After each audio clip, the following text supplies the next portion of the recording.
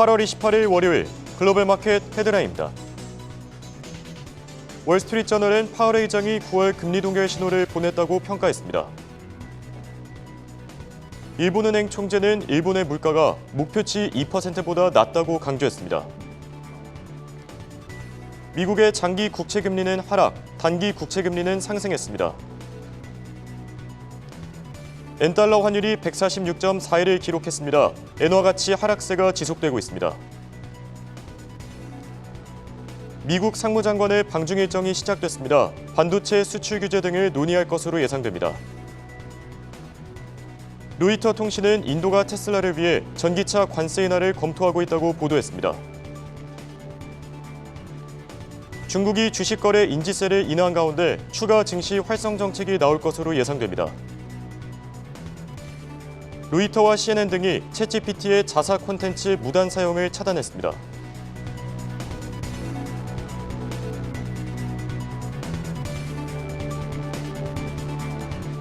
현지 시간 26일 금요일 미국 증시 3대 지수 일제히 상승했습니다.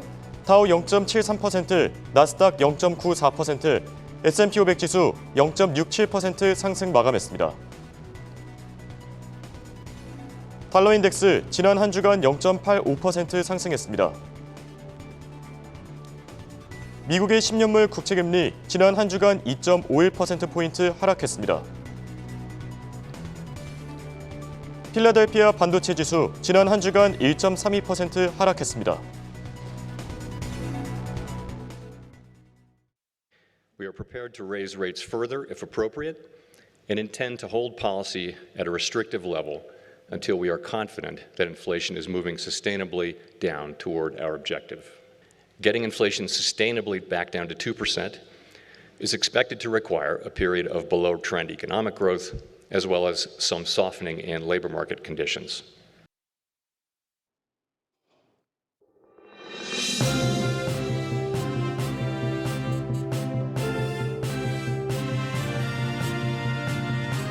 시청자 여러분 안녕하십니까? 굿모닝 환경 글로벌 마켓 홍성진입니다.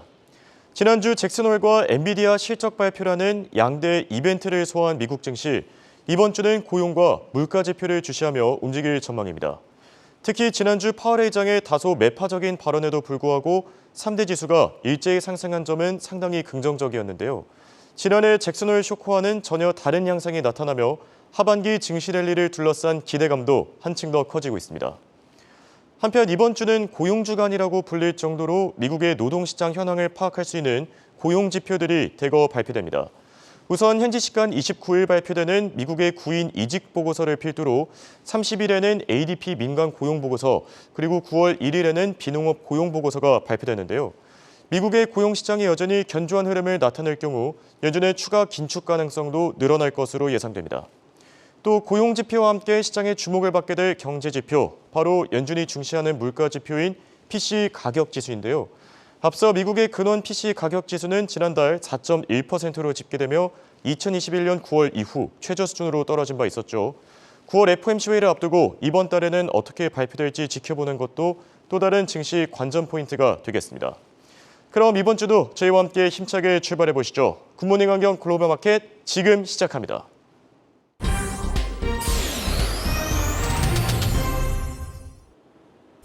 지난주 미국 증시는 엔비디아 실적과 잭슨홀 미팅이라는 증시 빅 이벤트를 소화하면서 움직였습니다. 그렇다면 지난주 시장을 움직였던 종목과 관련 소식들 정리해보겠습니다. 가장 먼저 엔비디아입니다. 엔비디아는 예상대로 호실적을 발표했습니다. 2분기 매출과 EPS는 각각 월가 예상치를 20% 그리고 30% 상회했고요. 또 다음 분기 실적 역시 시장 예상치를 큰 폭으로 웃돈 160억 달러 수준으로 제시했습니다. 주간 흐름을 보면 실적 발표 당일인 현지 시각 수요일장에서는 장 마감 후에 있을 실적 기대감에 3.2% 상승했으며 시간의 거래에서는 7% 올랐습니다. 그러나 그 다음 달인 목요일장에서는 차익 실현 매물이 대거 나오면서 0.1% 상승하는 데 그쳤는데요. 한편 글로벌 IB들은 호실적에 속속 목표 주가를 상향 조정했습니다.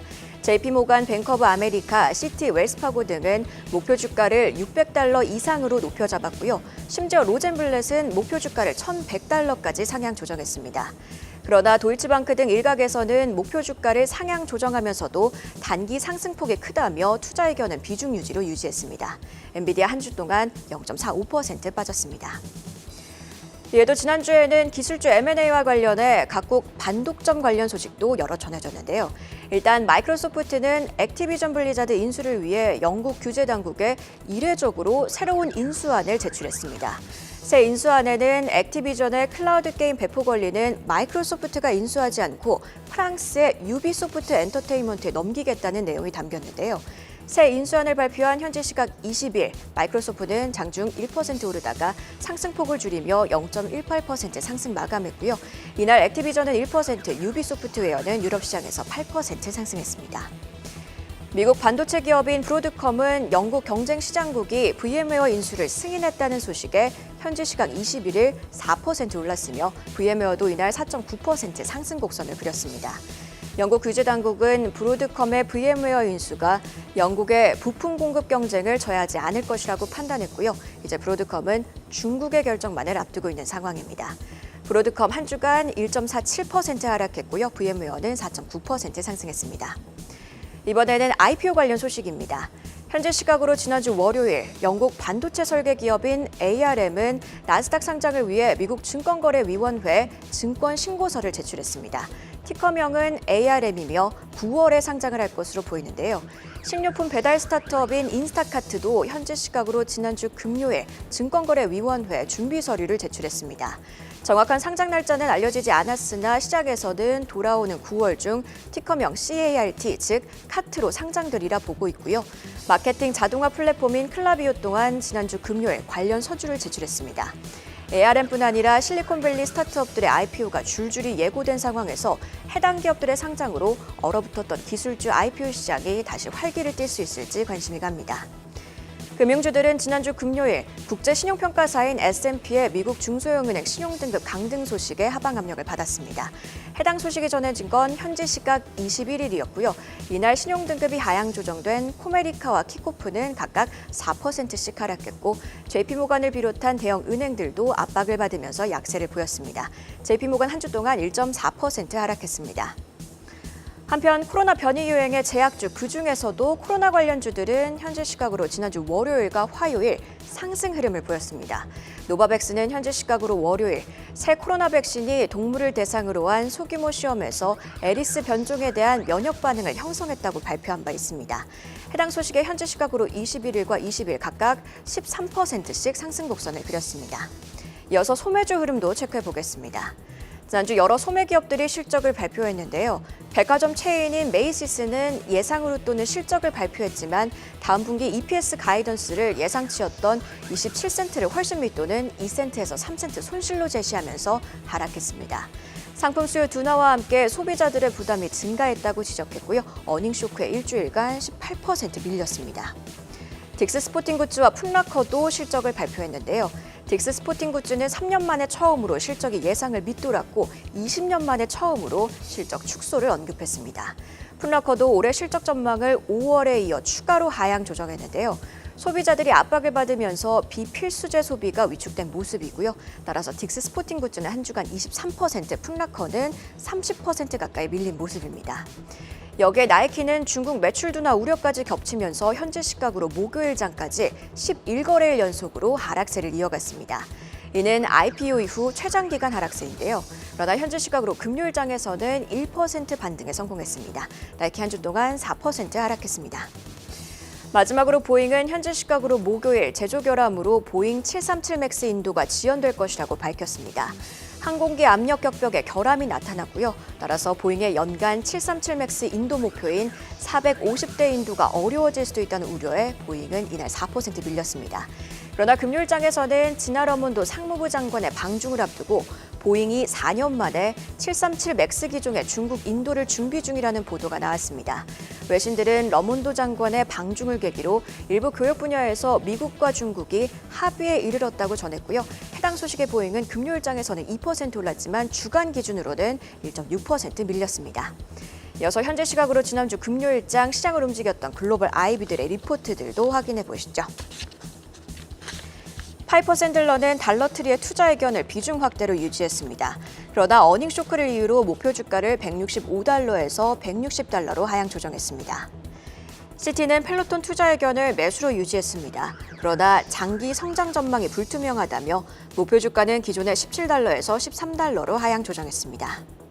한편 뱅크 오브 아메리카는 의류업체 갭의 목표 주가를 기존의 8달러 50센트에서 9달러로 상향 조정했는데요. 2분기 실적을 긍정적으로 평가했으며 투자 의견은 비중 확대로 유지했습니다. 마지막으로 모간 스탠리는 마벨 테크놀로지의 다음 분기 매출 가이던스가 예상을 밑돌자 목표 주가를 68달러에서 63달러로 하향 조정했습니다. 투자 의견은 비중 유지를 반복했습니다.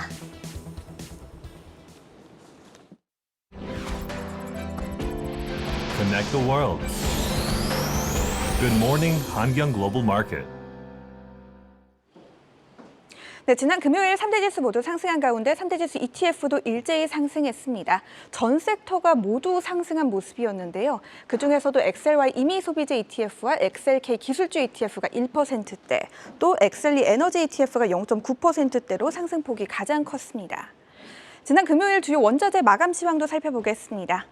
거의 지난 4거래일 내내 하방 압력을 받던 국제 유가는 1%대 상승 전환되며 한 주를 마무리했습니다. WTI는 80달러 초반대, 브렌트유는 84달러 중반대 나타냈습니다. 천연가스도 여름철 냉방기 사용량 증가로 인한 미국의 주간 천연가스 재고의 감소를 이유로 하루 더 1% 정도 상승불을 켰습니다. 주요 곡물 선물들은 혼조세를 나타냈는데요. 대두는 1% 상승하며 지난 7월 28일 이후 최고치를 경신했지만 옥수수는 약보합권, 밀은 1.5% 넘게 하락했습니다. 미국 내 대두와 옥수수 수확량이 미국 농무부의 예측치보다 적었던 영향이었고요. 젤렌스키 우크라이나 대통령이 피단 튀르키예 외무장관을 만나 흑해 곡물 수출 협정의 복원을 논의했다는 소식에 밀은 내림세를 연출했습니다. 이번 만남은 피단 장관의 러시아 방문을 앞두고 이루어졌는데요. 피단 장관은 튀르키예와 러시아 간의 정상회담이 곧 성사될 수 있을 것 같다고 말했습니다.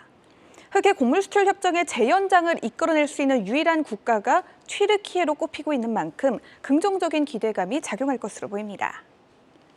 주요 금속 선물들도 엇갈리는 흐름이었습니다. 잭슨홀 미팅에서 나왔던 파월 의장의 추가 금리 인상 발언에 달러화가 장중 한때 104.6선까지 오르며 지난 3월 16일 이후 최고치까지 직행을 했죠. 반대로 움직이는 금이 약보합권으로 밀려났고요. 은도 상승폭을 많이 축소했습니다. 팔라듐도 근 며칠간의 상승세를 반납하고 차익 실현 차원에서 하락했습니다. 백금과 구리, 알루미늄과 니켈도 등락폭 자체는 그리 크지 않은 채로 상승과 하락이 골고루 공존한 모습이었습니다. 지난 금요일장 시장의 주목을 받았던 ETF 4개도 알아보겠습니다.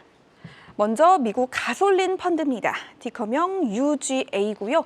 미국 휘발유 선물을 추종하고 있습니다. 국제유가가 오랜만에 1%대 크게 상승 탄력을 받았죠. 미국에서 세 번째로 큰 정유소에 불이 난 영향입니다. 미국 루이지애나주의 소도시 게리빌에 위치한 마라톤 페트롤리움 정유소에 화재가 발생했는데요. 아직 인명피해는 없는 것으로 보고됐지만 저장 탱크에서 휘발유를 만드는 데 사용되는 나프타가 다량 유출됐습니다. 해당 보도 이후 미국 휘발유 선물이 즉각 급등했고요. 유가 역시 동반 상승했습니다. 또 이번 8월 미국의 석유 굴착 장치수가 9개월 연속 감소한 것으로 집계되며 유가의 상승 촉매제가 되어주기도 했습니다. 다만 파월 의장의 긴축 시사가 견인한 강달러가 추후 원유 수요를 낮춰 유가를 압박할 수 있다는 점은 유가에 어느 정도 저항선을 만들어줬다는 진단입니다. 관련해 이 UGA ETF 외에도 BNO, UNL, UNO, USO 등 유가 관련 ETF들이 상승 상위 목록에 많이 포진이 좀 된 모습이었습니다. 다음은 바네크 농산물 및 농기계 기업 ETF입니다. 티커명 MOO고요. 말 그대로 미국 농산물과 농기계, 또 더 넓게 보자면 비료나 농약 등을 다루는 기업들을 담고 있습니다. 식량 안보에 또 한 번 적신호가 켜져서인데요. 세계 최대 쌀 수출국인 인도가 이번에는 찐쌀이라고 불리는 품종의 20%의 수출 관세를 부과한다고 고시했습니다. 인도는 이미 쌀아기 그리고 비바스마티 백미라고 불리는 품종의 쌀도 수출을 금지하고 있는데요. 거의 매년 전 세계 쌀 수출량의 40%가 넘는 2,200만 톤을 수출하고 있는 인도의 이 같은 결정은 엘니뇨 등 이상기후 현상으로 인한 자국의 가뭄 때문입니다. 뿐만 아니라 인도는 오는 9월에서 10월경부터 설탕 수출도 제한적인 금지에서 완전 금지로 바꾸는 방안을 검토 중이죠. 설탕 선물도 지난 금요일 2% 넘게 또 뛰었고요. 설탕 관련 ETF인 CANE ETF도 2% 가까운 오르막길을 걸었습니다. 인도는 양파에도 40%의 수출 관세를 매겨 내수 수급에 집중하고 있고요. 인도에 이어 미얀마도 최근 이달 말부터 약 45일간 쌀 수출을 일시적으로 멈추겠다고 밝혀 각종 농산물 값에 대한 우려는 연일 고조가 좀 되고 있는 모습입니다. 다음은 더 미트 캐빈 프라이싱 파워 ETF입니다. 티커명 PP고요. 프라이싱 파워, 즉 동일업계 기업들 중 가장 큰 가격 경쟁력을 가진 종목에 투자하는 상품입니다. 케빈 파프라스라는 187만 유튜버가 만든 ETF로도 잘 알려져 있는데요. 올해 상반기 수익률이 53%에 달하는 등 수익률이 꽤나 좋습니다. 이 ETF 안에는 미국 2년물 국채금리, 테슬라, 넷플릭스, 엔비디아, 애플, 또 달러 인덱스를 따르는 UDN ETF, TSMC 등이 있는데요. 지난 금요일 파월 의장의 금리 인상 언급에 통화 정책에 민감한 미국 2년물 국채금리가 5%를 돌파하며 2006년 이후 최고치를 기록한 데다 미국 교통당국이 테슬라의 오토파일럿 결함 조사를 곧 발표해 테슬라의 자율주행 문제가 곧 해결될 수 있다는 기대감에 테슬라의 주가도 지난 금요일 4% 조금 안 되게 크게 올랐습니다. 엔비디아도 지난 금요일에는 약간 빠졌다지만 호실적 발표 이후 최근 좋은 흐름을 이어갔던 만큼 이 PP ETF가 상승 상위 명단에 자리했습니다. 마지막은 하락 상품인데요. 스프랏 리튬 광산업체 ETF입니다. 티커명 LITP고요. 리튬 광산업체를 직간접적으로 따르고 있습니다. 미국뿐 아니라 호주나 캐나다 등 다양한 국가의 회사들을 보유하고 있습니다. 미국 3대 자동차사로 불리는 제너럴 모터스와 포드 그리고 스텔란티스의 노동자 15만 명이 가입된 전미 자동차 노조가 다음 달 14일까지 임금 협상이 타결되지 않으면 파업에 돌입하자는 데 97%가 동의한 것으로 알려졌습니다. 향후 4년간 임금을 최소 40% 인상해 줄 것과 전기차 생산 확대 과정에서 기존 노동자들이 일자리를 잃어가는 데 대한 대책도 요구하고 있습니다. 협상은 9월 14일까지 계속될 예정인데요. 그 과정 속에서 자동차 업체들의 주가와 함께 전기차에 들어가는 리튬의 가격에도 큰 파장이 일 것으로 보입니다. 지금까지 ETF 시황 살펴봤습니다.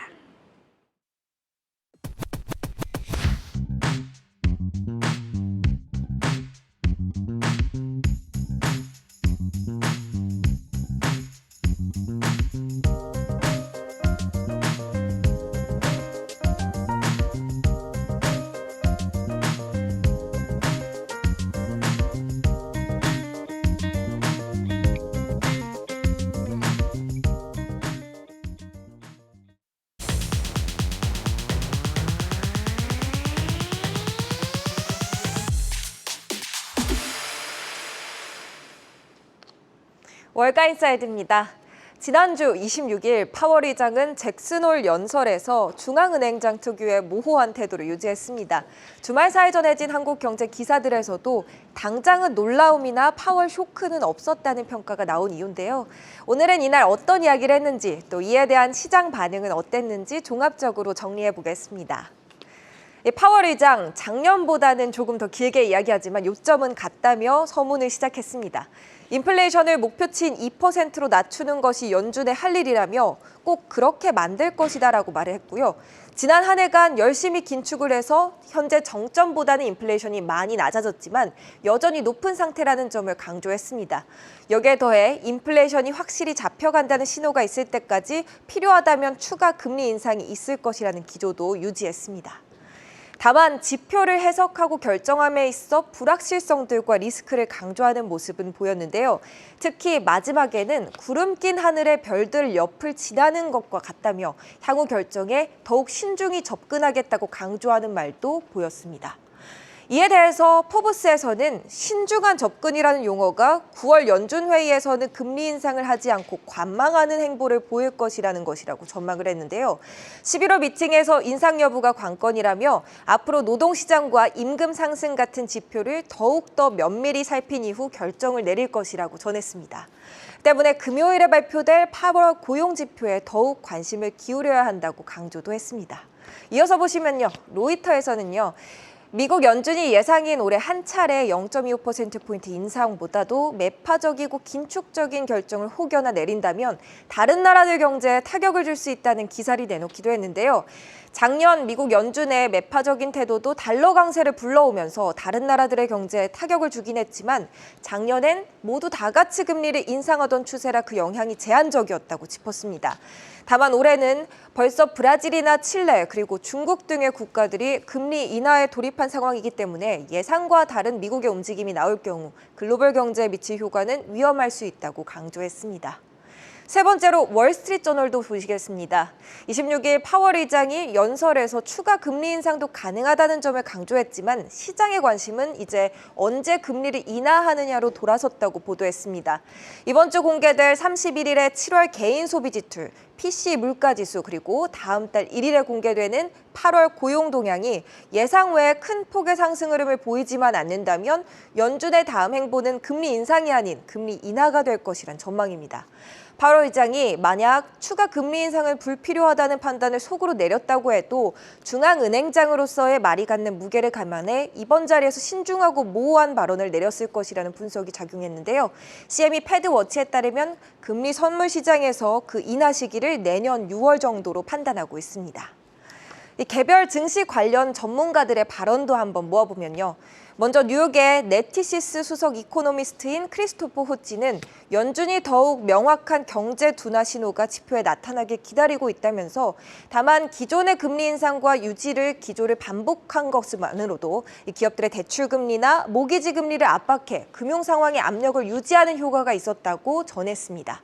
한편 또 국내 기사 중에서는 파월 의장이 꽤 비둘기파적인 태도를 보였다고 분석하기도 했는데요. ING의 거시경제 대표는 이 시장에서 받아들인 것만큼 비둘기파적인 기조는 아니었다고 전했습니다. 9월에 금리 동결이 있을 수도 있겠지만 아직 금리 인상이 끝났다는 공식적인 발표는 아니라면서 파월 의장의 현 상황에서 할 수 있는 최선이자 예상대로의 발언이었을 뿐이라고 전했습니다. 또 다른 전문가의 발언까지 살펴보면요. 많은 단어들이 올라왔지만 핵심은 간결했다며 작년보다는 길고 온건한 스피치를 전했다고 봤습니다. 키워드는 신중한이라는 단어였는데요. 지금으로서는 강압적으로 접근하기보다 연착륙을 위해 노력하겠다는 기조를 엿볼 수 있다고 전합니다. 실제로 이번 파월 의장의 발언은 시장에 당장에 큰 영향을 미치지는 못했습니다. 매파적인 기조를 유지했음에도 금요일장에서 3대 지수가 모두 상승 마감을 했는데요. 뉴욕 증시는 파월 의장의 발언 이후 일시적으로 하락하는 모습을 보였다가 이후 상승세로 돌아서 후반으로 갈수록 그 상승폭을 키워가는 모습을 보였습니다. 또 금시장도 살펴보면요. 금요일장 하락을 했지만 주간으로는 긍정적인 흐름을 유지했는데요. 4주간의 주간 하락세를 벗어나고 상승한 모습이었습니다. 이 목요일까지 금 선물 가격 1,950달러를 찍으면서 오랜만에 상승을 보였는데요. 이 상승세가 금요일장에 있었던 파월 발언 이후 하락을 흡수하는 쿠션 역할을 해주면서 결국에는 1,940달러 선 가까이에서 마무리를 했습니다. 이 때문에 금시장 또한 이번 주 주목을 받겠습니다. 특히 8월 고용 보고서 굉장히 신경 쓰셔야겠습니다. 월가 인사이드였습니다.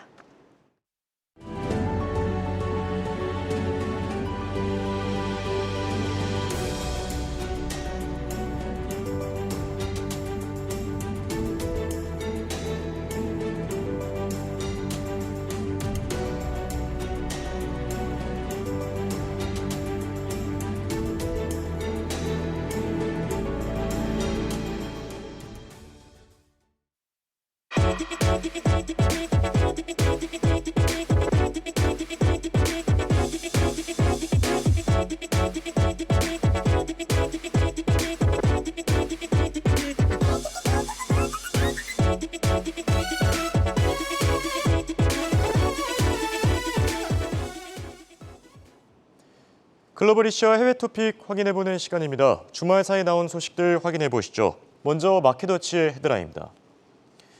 미국의 8월 미시간대 소비자 심리지수가 69.5로 집계되며 예상치를 밑돌았습니다. 또 미국의 미시간대 1년 기대 인플레는 3.5%로 집계되면서 전월 대비 상승했고요.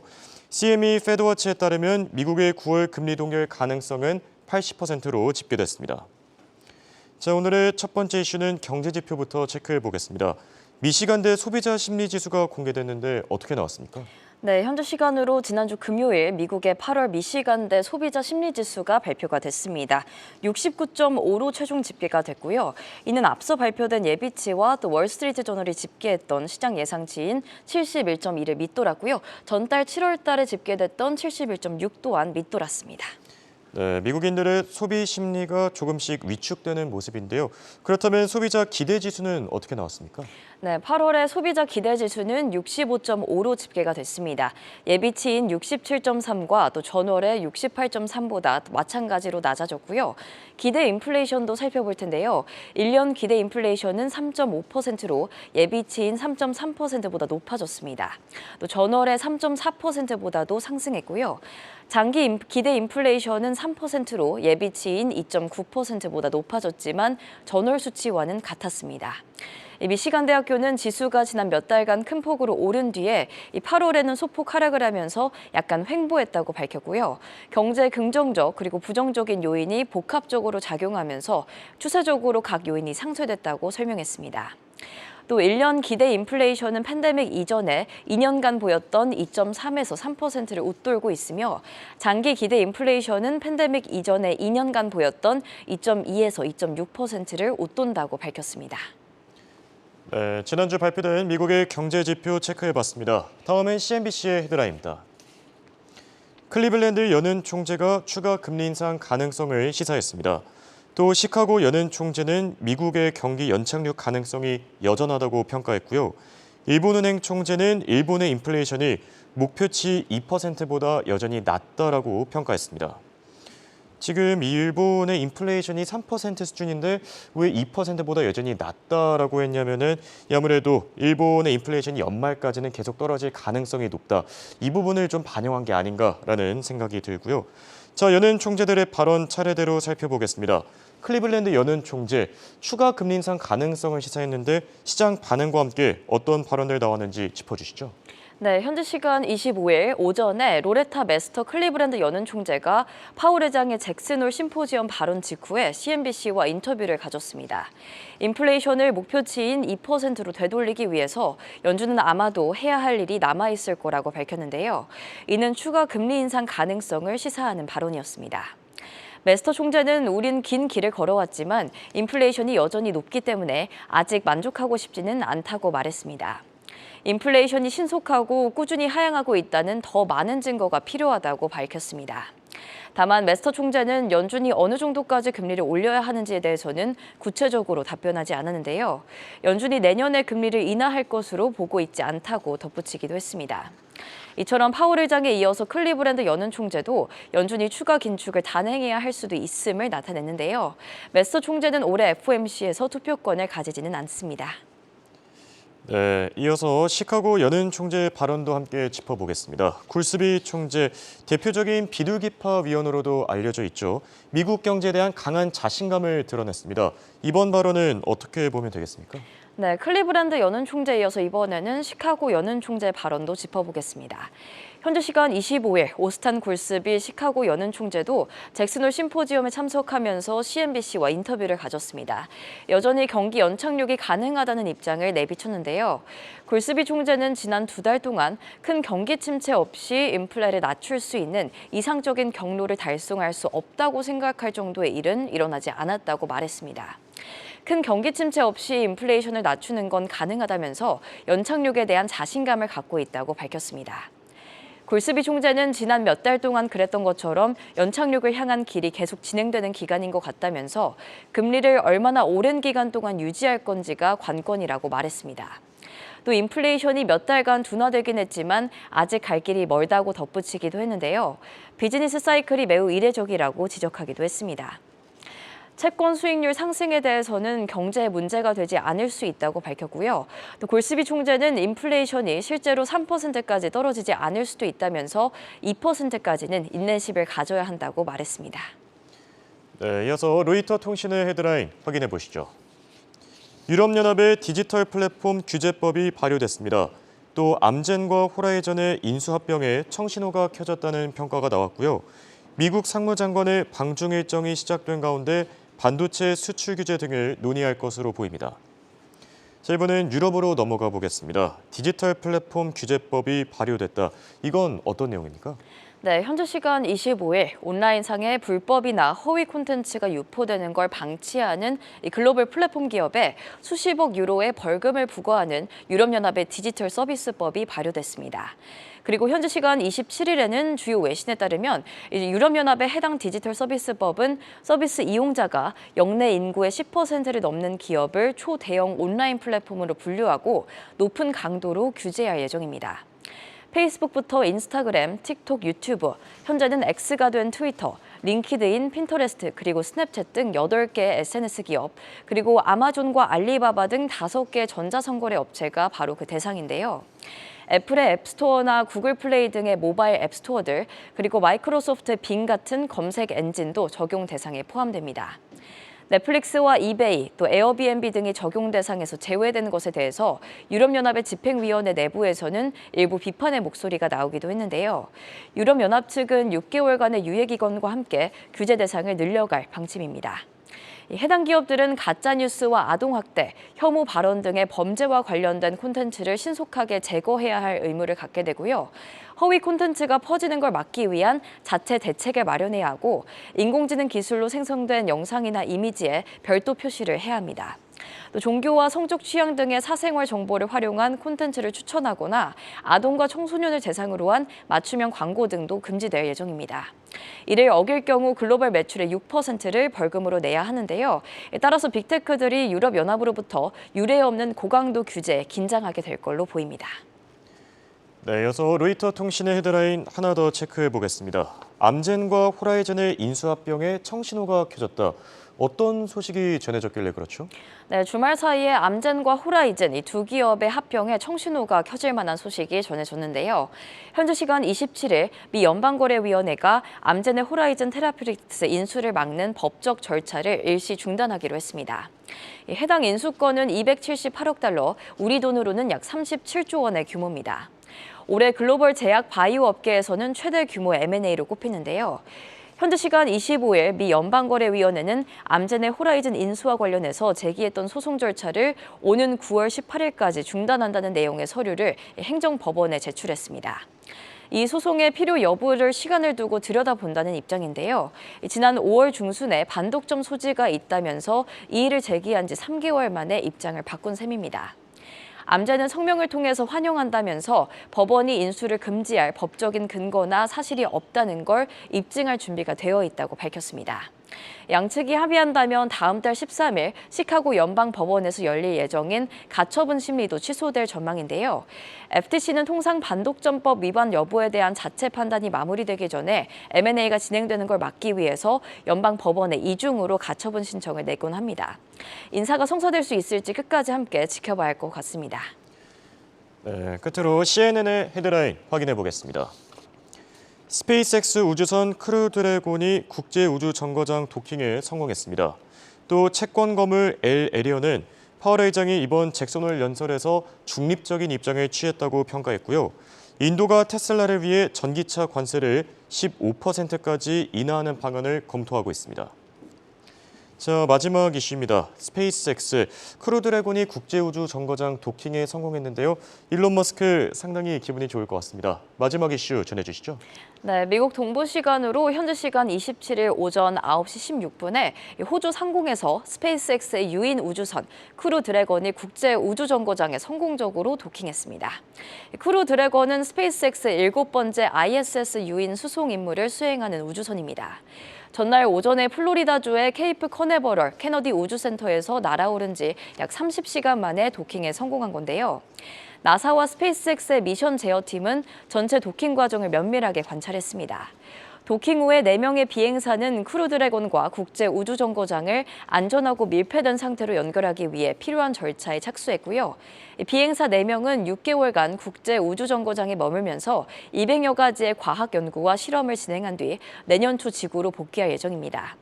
이들은 다양한 우주 비행 시간에 따른 인체 반응 연구, 그리고 우주 비행사 수면의 생리적인 측면 조사 등을 시도할 계획입니다. 네, 제롬 파월 연준 의장의 잭슨홀 연설도 끝이 났습니다. 지금 월가에서는 다양한 해석들이 나오고 있는데요. 어느 것 하나 명확한 것이 없었다라는 시각도 제기되고 있다고 합니다. 이 향후 연준의 통화 정책과 관련해 어떤 이야기들이 나올지 잠시 후 한상춘의 지금 세계에서 얘기 나눠볼 예정이고요. 지금까지 글로벌 이슈 션들했습니다.